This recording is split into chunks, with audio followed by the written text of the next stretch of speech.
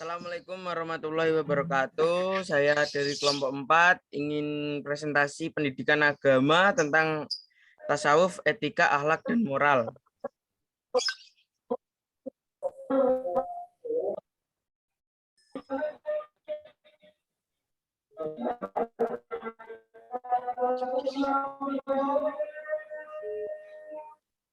Perkenalkan, nama saya Faris Biki Dermawan, NIM 2021530099. Saya Putri Rosanti. Lah ada pas wayai.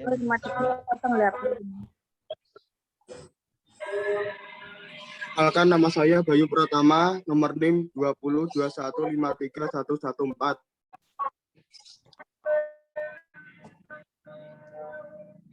Satu, tasawuf. Pengertian tasawuf dalam rukun Islam dan rukun iman. Mengenai tasawuf memang tidak terdapat secara eksplisit. Ajaran tasawuf sendiri dianggap berasal dari berbagai pengaruh ajaran agama atau filsafat lain yang akhirnya diadopsi dan disesuaikan dengan konsep Islam. Untuk itu terdapat pro kontra mengenai hal tersebut. Berikut adalah pengertian tasawuf dalam berbagai sudut pandang.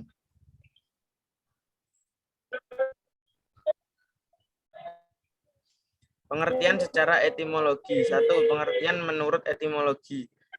Berasal dari kata suf, adalah bahwa para penganut tasawuf ini hidupnya sederhana, tetapi berhati mulia serta menjauhi pakaian sutra dan memakai kain dari bulu domba yang kasar atau yang disebut dengan kain wol kasar. Yang mana pada waktu itu memakai wol kasar adalah simbol dari kesederhanaan. Satu, kata suf tersebut juga diartikan dengan selebar bulu yang maksudnya bahwa para sufi di hadapan Tuhannya merasa dirinya hanya bagaikan selebar bulu yang terpisah dari kesatuannya yang tidak memiliki arti apa-apa. Pengertian secara terminologi. Satu, pengertian setelah tasawuf, pengertian secara terminologi. Tasawuf secara terminologi terdapat beberapa pendapat berbeda yang dirumuskan oleh para ahli. Salah satu contoh dari terminologi, Syekh Abdul Qadir Al-Jailani berpendapat tasawuf adalah mensucikan hati dan melepaskan nafsu dari pangkalnya dengan khalq, riyadho, taubah, dan ikhlas.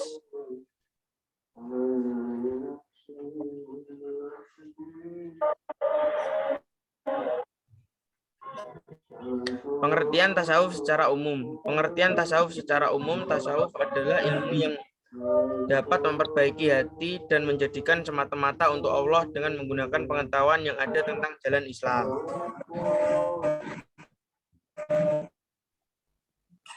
Etika, arti etika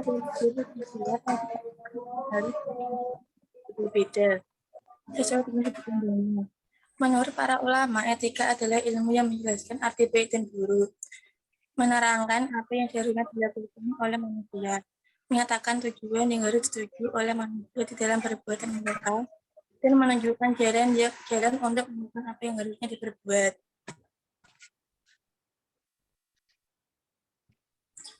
Sebagai cabang filsafat, etika diberikan dua, yaitu objektivisme dan subjektivisme. Objektivisme berpandangan bahwa nilai kebaikan suatu tindakan bersifat objektif, terletak pada substansi tindakan itu sendiri. Subjektivisme berpandangan bahwa suatu tindakan baik masalah dalam dengan kehendak atau pertimbangan tujuan tertentu. Subjek ini bisa saja berupa subjek kolektif, yaitu masyarakat, atau bisa saja subjek Tuhan.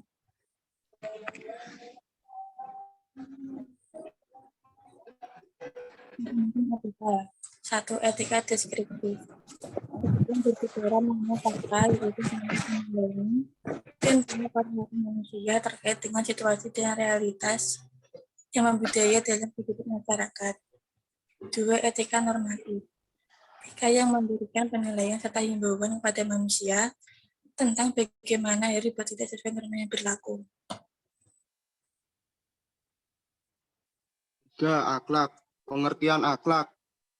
Akhlak adalah ilmu yang menentukan batas antara baik dan buruk, terpuji dan tercela, menyangkut perilaku manusia yang meliputi perkataan, pikiran, dan perbuatan manusia lahir batin. Akhlak secara substansial adalah sifat hati, bisa baik buruk yang tercermin dalam perilaku. Jika sifat hatinya baik, yang muncul adalah perilaku yang baik, akhlak al-mahmudah. Dan jika sifat hatinya buruk, yang akan muncul adalah perilaku buruk, al-akhlak al-madmumah. Menurut Islam, macam akhlak ada dua, yaitu akhlakul karimah, akhlak terpuji, dan akhlakul mahmumah, akhlak tercela. Adapun definisinya sebagai berikut. 1. Akhlakul karimah. Akhlakul karimah atau disebut dengan akhlak terpuji yang merupakan salah satu golongan macam akhlak yang harus dimiliki setiap umat muslim. Adapun contoh macam akhlak tersebut diantaranya sikap rela berkorban, jujur, sopan, santun, tawakal, adil, sabar, dan lain sebagainya. Sebagai umat muslim sudah seharusnya kita selalu menjaga akhlakul karimah dalam menjalani kehidupan sehari-hari. 2. Akhlakul mahmumah. Akhlakul mahmumah atau akhlak tercela merupakan salah satu tindakan buruk yang harus dihindari setiap manusia. Hal ini harus dijauhi karena akhlakul mahmumah dapat mudarat bagi diri sendiri maupun orang lain. Contoh dari macam akhlakul mahmumah yaitu sombong, iri, dengki, takabur, aniaya, ghibah, dan lain sebagainya. Sebagai orang muslim sudah seharusnya kita menghindari akhlakul mahmumah atau akhlak tercela.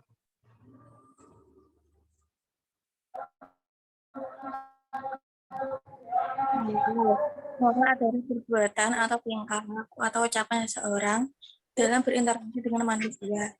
Apabila yang dilakukan seseorang itu sesuai dengan nilai rasa yang berlaku di masyarakat tersebut dan dapat diterima serta menyenangkan lingkungan berikutnya, maka orang itu sendiri mempunyai moral yang baik, begitu juga sebaliknya.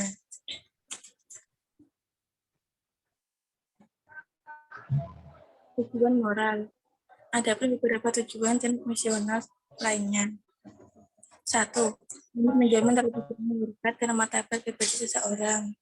2. Untuk memotivasi manusia agar berbuat kebaikan dan berdiri ke atas kesadaran dan kewajiban dari moral. 3. Untuk menjaga keberagaman lingkungan yang formal, untuk menjaga hubungan sosial antar manusia, karena moral memberikan rasa percaya terhadap kami.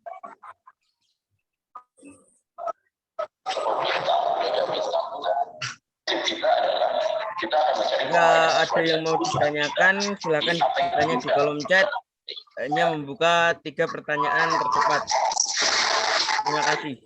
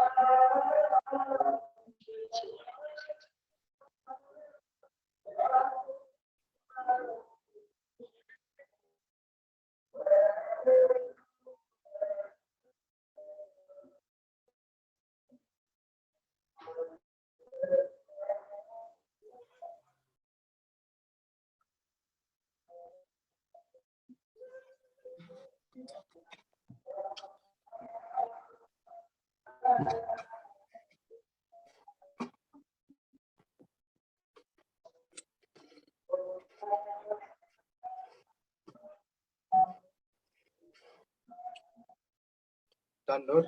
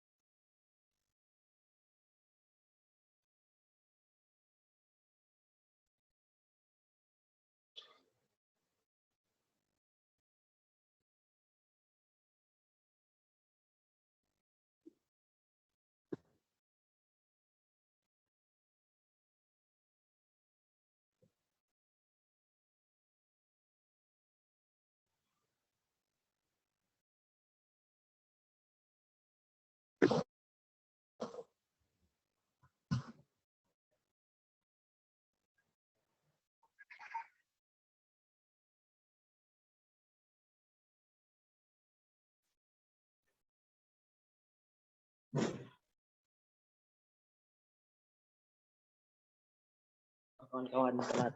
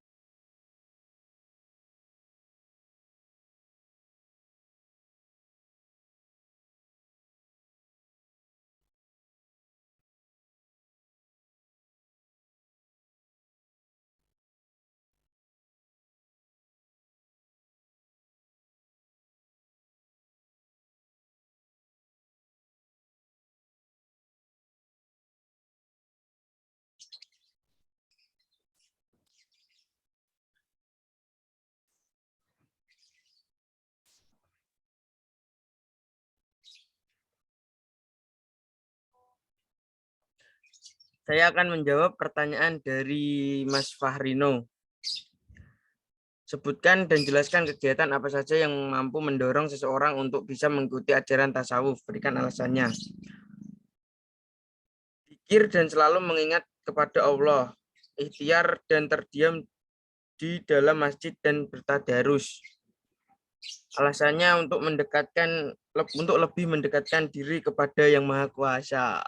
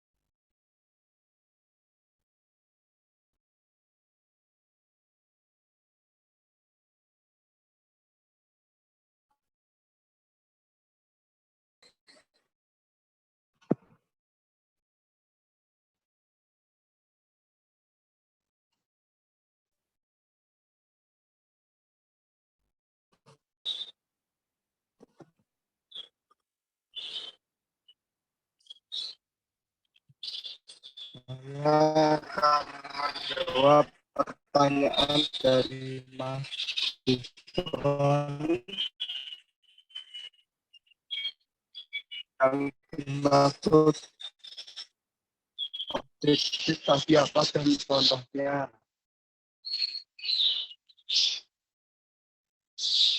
Objektif yaitu mengenai keadaan yang sebenarnya tanpa dipengaruhi pendapat atau pandangan pribadi.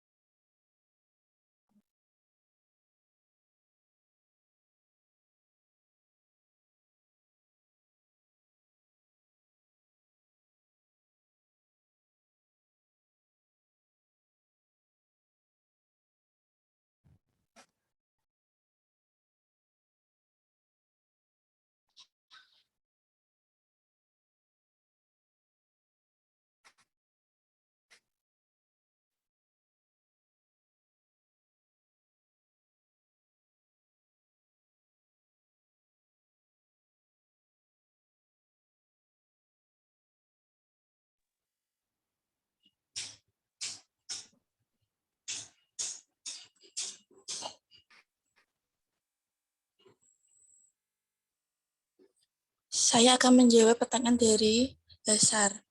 Apa hubungan antara moral, etika, dan akhlak? Hubungan antara etika, moral, dan akhlak itu sama-sama memiliki objek yang sama, yaitu sama-sama membahas tentang perbuatan manusia yang ditentukan posisinya baik atau buruknya, yang bertolak ukur dari adat istiadat, kebiasaan, dan lainnya yang berlalu di masyarakat.